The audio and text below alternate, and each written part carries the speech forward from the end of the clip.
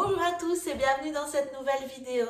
Alors aujourd'hui, on fait une petite foire aux questions. J'avais en effet lancé l'idée il y a un mois ou deux sur Instagram. J'avais mis une petite boîte à questions et j'avais reçu quelques questions de votre part. D'ailleurs, si vous ne me suivez pas sur Instagram, n'hésitez pas à aller voir. Il y a parfois des petites activités comme ça. Et donc, je vais répondre aux questions que l'on m'a posées. Il n'y en a pas énormément, mais voilà, je vais quand même y répondre. Donc, la toute première question, la voici, la voilà.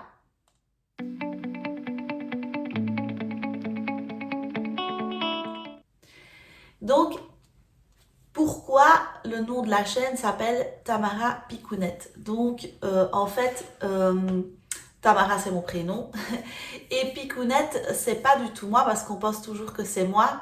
Mais en fait, c'est ma fille que j'appelle souvent Picounette parce que c'est venu comme ça. Je sais pas pourquoi je l'ai appelée Picounette quand elle était bébé. Et donc, du coup, ben, on l'appelle Picounette.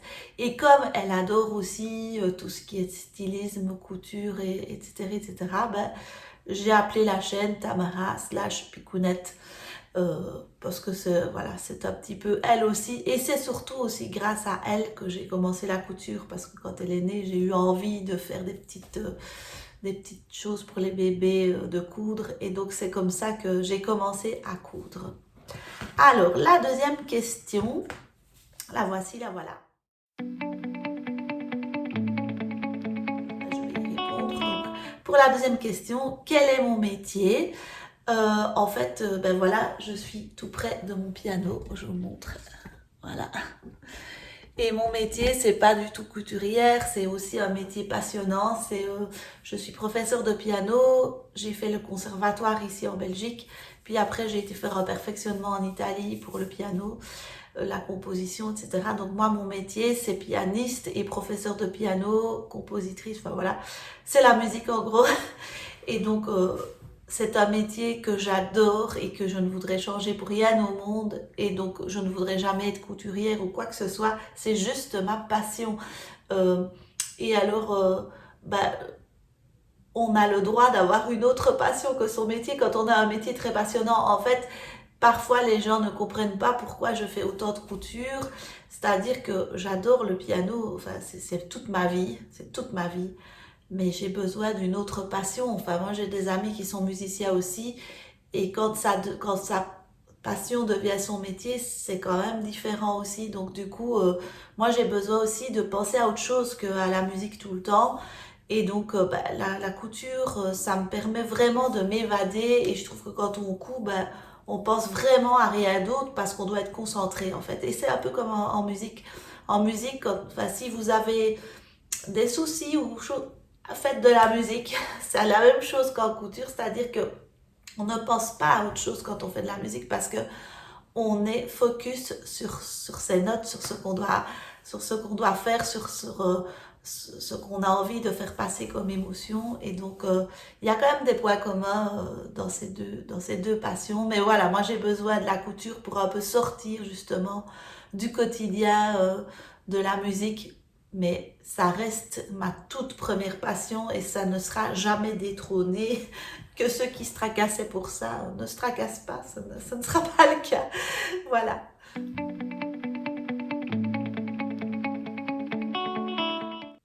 Alors, qu'est-ce que j'aime dans la couture? En fait, ce que j'aime dans la couture, c'est que euh, on imagine quelque chose et puis on le fait soi-même. En fait, moi, j'ai toujours aimé beaucoup faire les choses moi-même, c'est-à-dire que quand je vais dans un magasin, que je vois, je ne sais pas moi, une table, je me dis, ouais, en fait, il y aurait moyen de la faire soi-même. Après, il faut du matériel et tout. Parfois, je me rends pas toujours compte. Mais voilà, moi j'aime beaucoup. J'aime bien de refaire des meubles, j'aime bien de peindre, j'aime bien de coudre, j'aime bien plein de choses. J'aime bien de faire en fait. Et c'est ça que j'adore dans la couture, c'est que on a un bout de tissu et on imagine. Et après, hop, bah, on y arrive ou pas, mais généralement, ben, on a un projet en tête et on le réalise. Et c'est ça que j'adore dans la couture. Et j'adore le moment où, en fait, on pense aux choses. J'adore coudre, j'adore le réaliser, mais j'adore surtout le moment où j'ai l'idée et je me dis, ça, ça va être génial, ça va bien fonctionner, ça, je vais ce tissu-là, hein. Découvrir les nouveaux tissus, tout ça, c'est passionnant. Alors, à contrario, ce que je n'aime pas dans la couture, parce qu'il y a quand même des choses qui sont un peu rébarbatives en couture. D'abord, c'est que c'est quelque chose de très solitaire, c'est-à-dire qu'on est tout seul derrière sa machine à coudre et il vaut mieux qu'on soit tout seul parce que dès qu'il y a un peu de bruit ou qu'il y a des choses autour, c'est très dérangeant, on doit être fort concentré et donc bah, c'est quand même c'est difficile, je trouve, de partager ça avec d'autres. Bon, après, on peut faire des ateliers de couture et coudre avec d'autres, mais ce sera jamais des choses extrêmement compliquées parce qu'il faut être très concentré et faire les étapes. Voilà, il faut être focus sur ce qu'on fait, sur son tissu, sur ses poids, enfin sur tout. Et donc, voilà, ça c'est vraiment la chose qui est un peu dommage, alors que, bon, ben, en musique, on partage, quoi, c'est tout le temps du partage. Et après, on coud pour les autres, on coud. Moi, je couds très peu pour les autres parce que je suis pas assez bonne couturière pour ça et je trouve que c'est très personnel l'événement. Et plus je couds, plus je me rends compte qu'en fait, si on veut coudre pour quelqu'un, même pour soi, il faut vraiment de la minutie dans la taille, sinon le vêtement va à moitié, on n'est pas tout à fait satisfait et on les porte pas alors. Mais voilà, moi, c'est vraiment ce que je regrette, c'est peut-être le côté solitaire et alors, ce que je n'aime pas, mais je me demande qui aime bien faire ça, c'est les ourlets. J'ai envie d'avoir fini et il faut encore faire l'ourlet. Ça, c'est vraiment le truc qui m'embarrasse, qui m'embête. Je vais dire un bon terme, qui m'embête vraiment beaucoup.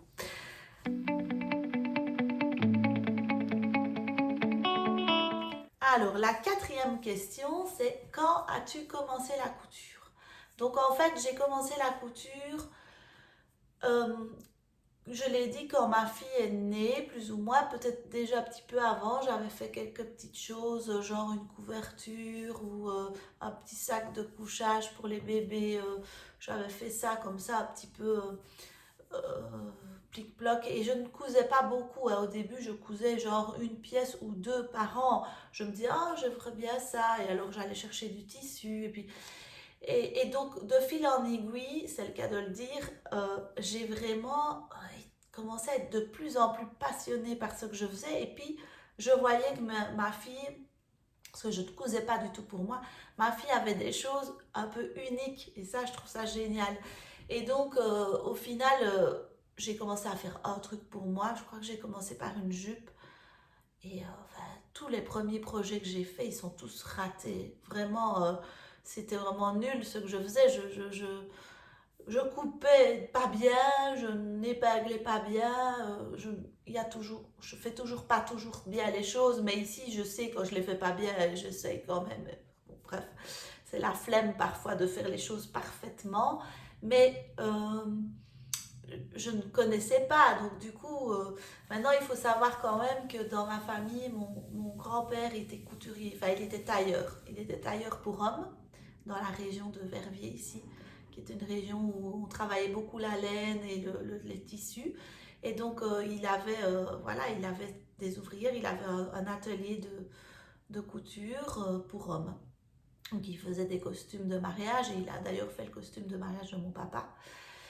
C'est le papa de ma maman, hein, c'est pas le papa de mon papa. Et donc, voilà, il a été à Paris notamment se former, mais je ne l'ai pas beaucoup connu et je n'ai pas connu quand il travaillait. Donc, je ne peux pas dire que j'ai été forcément influencée par ça.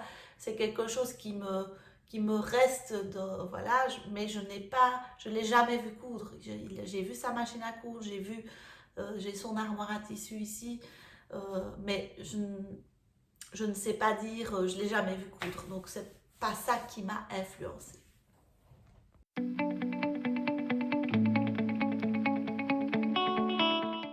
Alors, la cousette dont je suis le plus fière, je crois que c'est la dernière robe que j'ai faite, la robe du mariage, mais je pense que je préfère encore la version de la quatrième toile parce que je préfère cette couleur-là de tissu. J'aurais pas pris spontanément la couleur orange parce que c'est pas, je ne mets jamais de l'orange. C'est une couleur qui ne me vient pas comme ça à l'esprit d'un premier abord. Et donc, Mais par contre, ce dont je suis très fière, c'est d'avoir réalisé tout le modèle de A à Z. Et ça, je trouve que c'est vraiment un cheminement qui est gai à faire. C'est-à-dire qu'on essaye l'étoile, on voit ce qui va pas. Et puis après, le vêtement, il est parfait pour ma morphologie. C'est-à-dire que la robe, je me sens super bien dedans. J'ai pas de robe où je sens que, en tout cas, pas de robe en chaîne et trame parce que je trouve que c'est différent pour tout ce qui est tissu jersey, etc. Mais je n'ai pas de robe euh, où je me sens aussi bien dans la robe, quoi. Elle est parfaitement à ma taille, parfaitement ajustée. Et donc ça me donne envie évidemment de faire plein de modèles comme ça. J'achète encore des patrons, mais honnêtement, j'ai envie de faire mes patrons moi-même. Mes patrons, je n'ai surtout pas envie de commercialiser quoi que ce soit. Ne me demandez pas ça, c'est vraiment pas, ça ne m'intéresse pas. Mais le faire pour moi comme ça, ou le faire pour mes filles, inventer des modèles et que ça aille parfaitement, vraiment un truc qui me fascine, quoi, qui me fascine vraiment. Et après, c'est vrai qu'on peut le faire avec d'autres patrons, mais je trouve que quand on achète un patron, alors forcément, ça reste des mesures standards. Donc il faut quand même refaire encore un travail quelque part si on est si on veut être dans la perfection, il faut refaire un travail de toile, puis réajuster, et puis coudre. Donc au final, il y a pas autant de travail que si on fait tout le patron, évidemment, mais il y a quand même beaucoup de travail, parce qu'une fois qu'on a le patron de base, on peut aller un peu à sa guise. Et donc je trouve, j'arrive à me dire, ben, c'est dommage parce que les patrons qu'on achète, ben, c'est jamais tout à fait ce qu'on veut, c'est quasiment, mais il y a des patrons, c'est pas tout à fait, et donc il faut quand même retravailler le patron pour qu'il soit parfaitement adapté à la morphologie, ce que je ne fais quasiment jamais quand j'achète un patron, parce que j'estime que quand j'achète un patron, ben, le travail, entre guillemets, doit être fait, mais c'est pas vrai. Donc, et je n'en veux pas aux créatrices ou quoi que ce soit, parce qu'elles ne sauraient pas faire du sur-mesure dans des patrons, enfin c'est pas possible, il faut être là avec la personne. Donc, je sais pas, j'en reviens un peu des patrons, après ça donne des idées, ça donne des bons basiques qu'on peut éventuellement... Je trouve qu'à la limite, ce qu'il faudrait faire, c'est acheter des patrons de basiques et puis les transformer. Mais bon, c'est beaucoup de travail et ça prend énormément de temps, donc on fait tous ce qu'on peut, n'est-ce pas?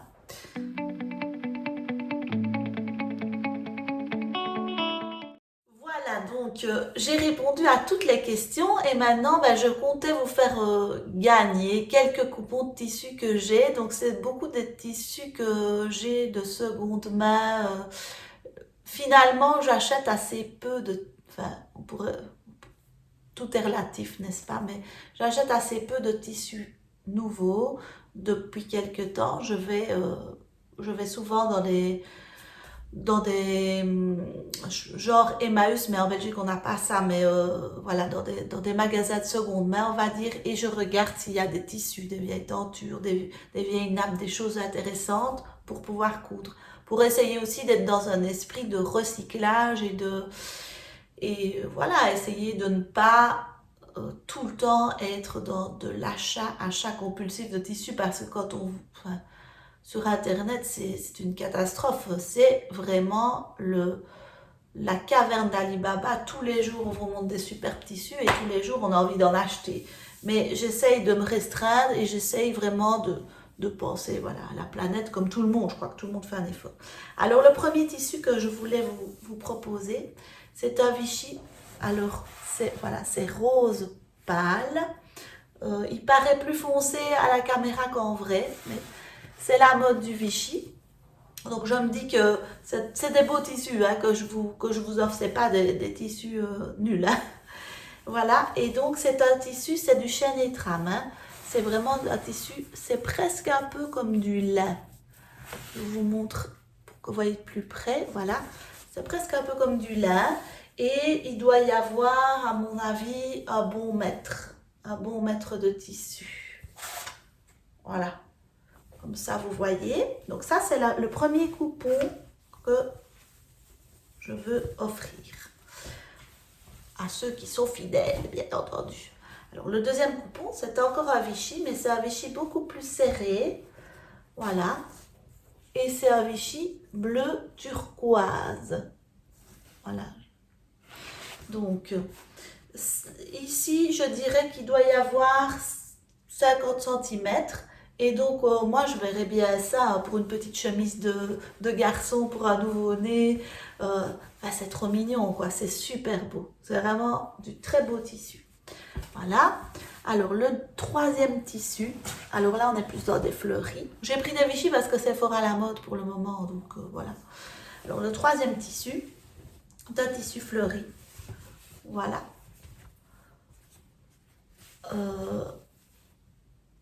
Magnifique, magnifique.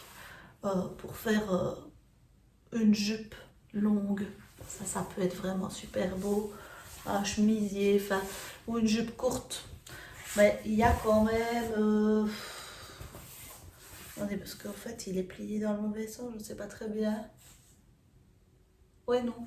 Il y a bien, je dirais 1m30, 1m40. Donc, il y a moyen de faire quelque chose d'assez conséquent. Mais c'est une laisse plus courte, par contre. C'est 1m10. Mais donc, le voilà. C'est super beau, franchement. Magnifique tissu. Et alors, le dernier, voilà. Ça, c'est un tissu. C'est une chute qui me reste. Je l'ai utilisé beaucoup, ce tissu-là, donc voilà, j'avais envie de vous l'offrir. C'est un tissu qui venait des Coupons de Saint-Pierre. Il me reste quand même pas mal. Il est super beau. J'avais cousu une jupe à ma fille dedans. J'ai encore cousu un sac aussi avec. Enfin, voilà, il est très très beau. Mais voilà, il m'en reste beaucoup. J'avais eu 3 mètres et il m'en reste quand même 1m50, quelque chose comme ça. Donc voilà, je vous montre si vous voulez la photo de la jupe que j'avais fait à ma fille avec, super beau. Donc voilà, ce sont les 4 coupons de tissu. Alors je vais faire un coupon, un colis avec 2 tissus et un colis avec 2 autres tissus. Et alors ce que je vais faire, c'est que je vais faire un colis, un coupon, comment est-ce que je vais dire, un pack Vichy et un pack fleurs, puisqu'il y a tissu à fleurs et tissu Vichy. Alors dans les commentaires, vous me mettez si vous préférez Vichy ou fleurs. Et je vous enverrai, je tirerai au sort et je vous enverrai le pack fleurs ou le pack comment est-ce qu'on dit, Vichy. Et donc il faut savoir que dans les tissus à fleurs, il y a quand même plus de métrage que dans les tissus Vichy. Mais voilà, c'est des très beaux tissus, de la belle qualité. N'oubliez pas de les laver parce que je suis pas sûre que je les ai lavés. Ceux-là, si celui-ci il a été lavé, enfin il faut toujours les relaver, relavez-les quand même. Fais pas ça chez moi, mais de toute façon on lave toujours un tissu avant de le coudre. Donc voilà, vous me mettez en commentaire, oui je participe, oui je voudrais participer, par exemple, j'en sais rien, ou bien une petite fleur ou quoi. Mettez une petite fleur ou un petit truc à carreaux. Vous me faites comprendre que vous voulez participer et moi je tirerai au sort et je pense que je vais vous laisser jusqu'à fin août pour participer au concours et je vous donnerai... Attendez, on est quand en fait ici? On est début août, peut-être fin août, c'est peut-être loin. Jusqu'au 20 août et comme ça je tire au sort le 20 août. Comme ça tout le monde aura pu participer et je vous dirai... qui a gagné le fameux concours. Bon, après, c'est des petits lots, c'est pas non plus énorme, mais voilà, c'est toujours mieux que rien. Moi, quand j'ai gagné un concours dernièrement sur Instagram, j'étais super contente. Et voilà. Donc voilà, vous me dites, et puis je vous contacterai pour avoir votre adresse, etc. et envoyer les tissus. Voilà, je vous fais plein de gros bisous. J'espère que cette vidéo vous a plu et je vous dis à la prochaine fois pour une nouvelle vidéo. Bye!